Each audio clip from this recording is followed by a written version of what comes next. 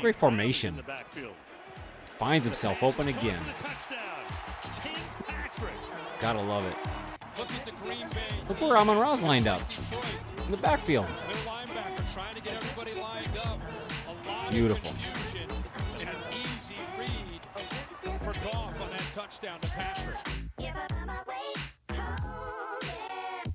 Week 15 gives us the top 2 scoring offenses, an MVP frontrunner, the Legion of Whom, and let me say it just one more time, a potential Super Bowl preview.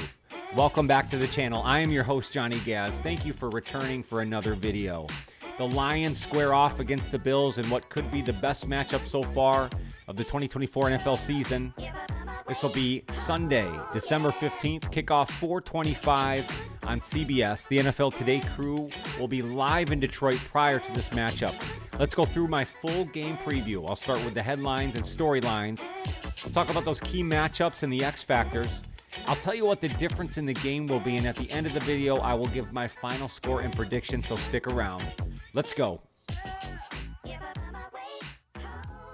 Let's jump right into it with Lions headlines. Detroit coming in at 12-1, riding an 11-game winning streak, a franchise record. They're on top of the NFC North and currently the number 1 seed overall in the NFC. They're being trailed by the Minnesota Vikings and will need to continue to win.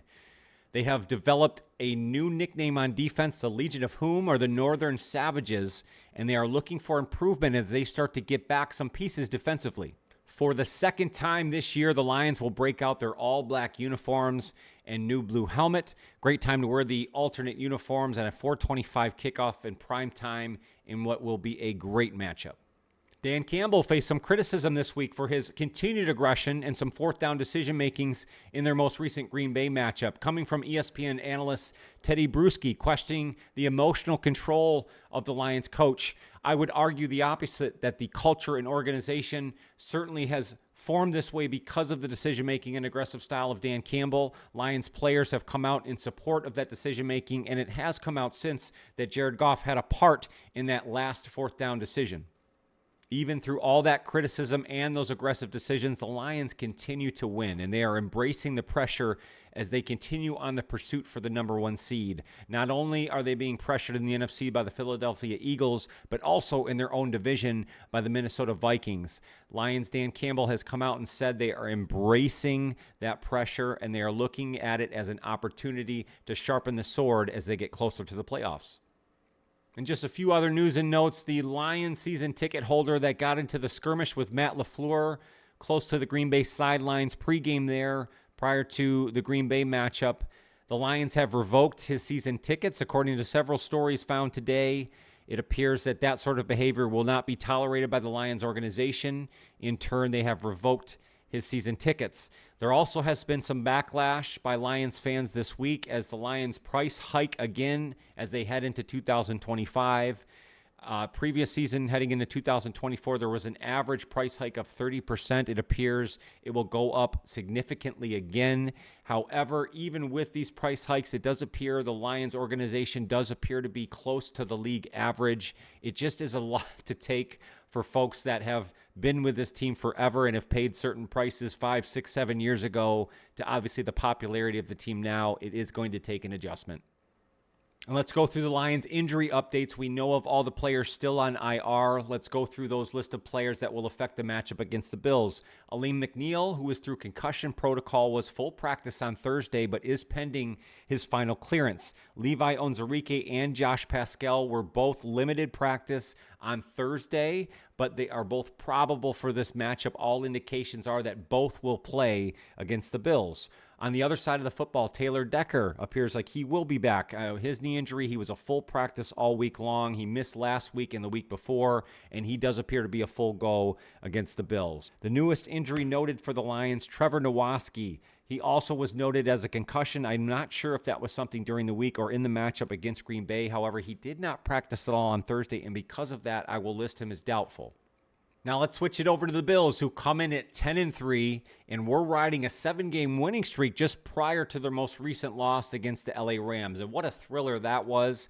The Bills did end up losing that matchup 44-42 against Matthew Stafford, the LA Rams. Big game from Puka Nacua and all their weapons there. But Josh Allen, the story of that game, even coming out of a loss, accounting for 6 touchdowns, an NFL record, 3 touchdowns in the air, 3 touchdowns on the ground, the first quarterback, first player ever to do that in NFL history. And the head coach for the Bills couldn't escape the criticism this week, as Sean McDermott also faced some criticism from the media for his late-game decision-making against the Rams. A timeout and quarterback sneak that ultimately cost them a lot of clock, and I believe forced them to kick an onside kick. Ultimately, a lot would have had to happen for the Bills to even come back and win that game, but it is not the first decision questioned by Sean McDermott and that coaching staff. And an interesting note from this week, the Buffalo Bills and a few other organizations are bringing in outside partners as minority ownership. Part of the group that was brought in for the Buffalo Bills included soccer player Jose Altidore and former NBA stars Tracy McGrady and Vince Carter. Equity firm Arctos Partners also involved in the minority ownership group. I think it's ultimately in an effort to bring more creative ideas and opportunities for growth to these organizations. It'll be interesting to see if other NFL organizations follow suit. And let's go through a few injury updates for the Bills. Offensively, they expect to get back wide receiver Keon Coleman, who has missed the last several games with a wrist injury. He was full practice through Wednesday this week. It'll be good to pair him back up with Amari Cooper and get Josh Allen some more weapons back. That combined with their tight end Dalton Kincaid, who had a knee injury. He was also full practice this week. Both of those guys are considered probable for the matchup against the Lions. On the opposite end, defensively, unfortunately, they may not have Rasul Douglas and Taylor Rapp, both defensive backs, starters for the Bills.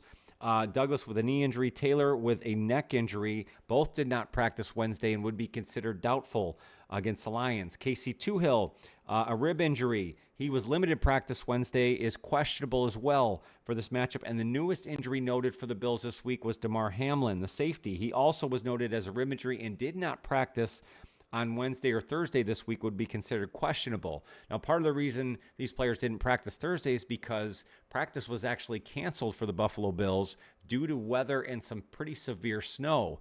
Kind of a bad timing if you consider the fact that they're going up in what could be their biggest matchup of the season against the Lions.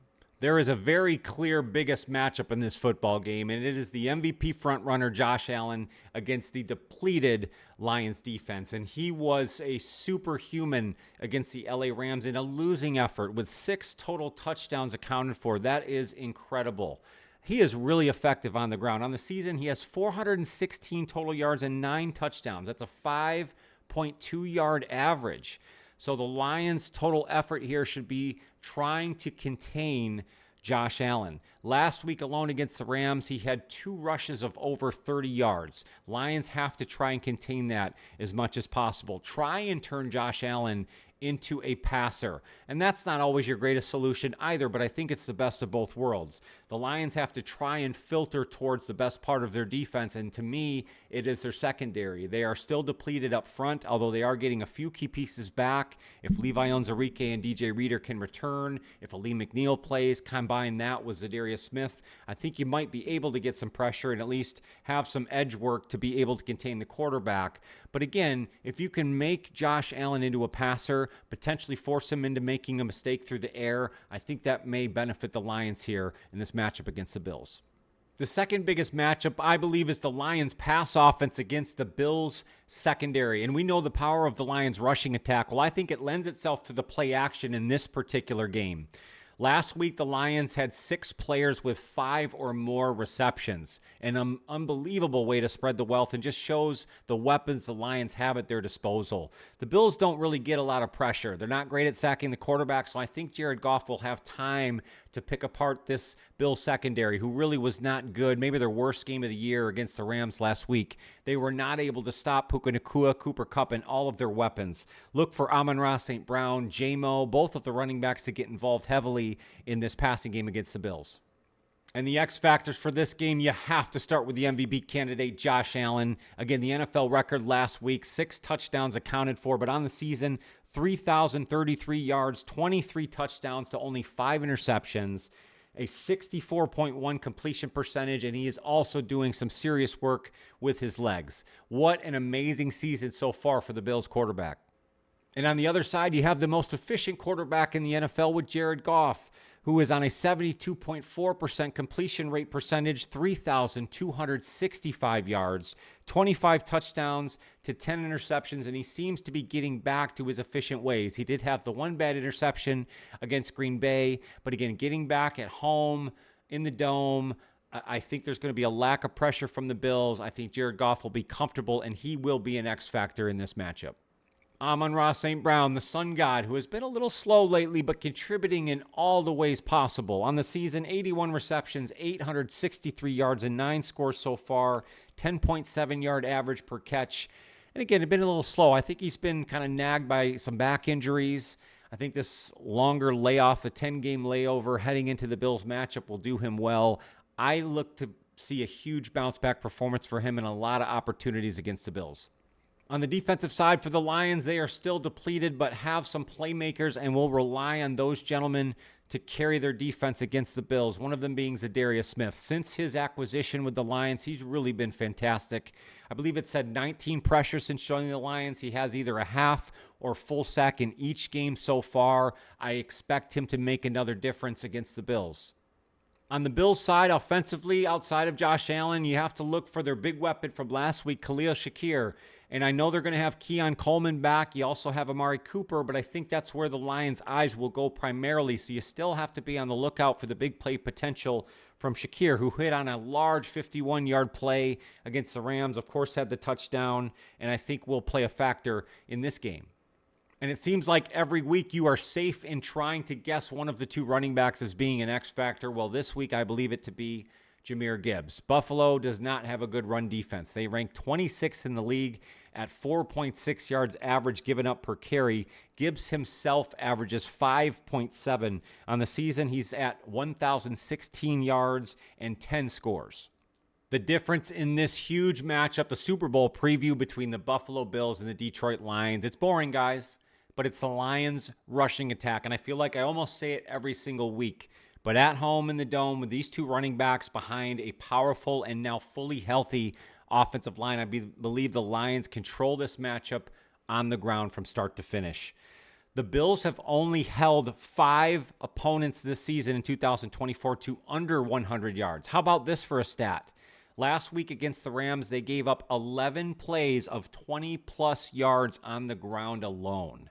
Just think about that compared to what the Lions are bringing in their rushing attack. The Lions will look to control this football game on the ground using their play action, limiting the amount of times they're going to want to give the ball to the Bills offense and the MVP candidate, Josh Allen. So look for the Lions rushing attack to control this football game and to really be the ultimate difference. Make sure to comment down below, guys. Who do you have in this huge matchup, the Super Bowl preview? Can the Lions bring their win streak to 12 games? Can the Buffalo Bills establish themselves as the best team in all of the NFL? Who do you have? Let me know down below.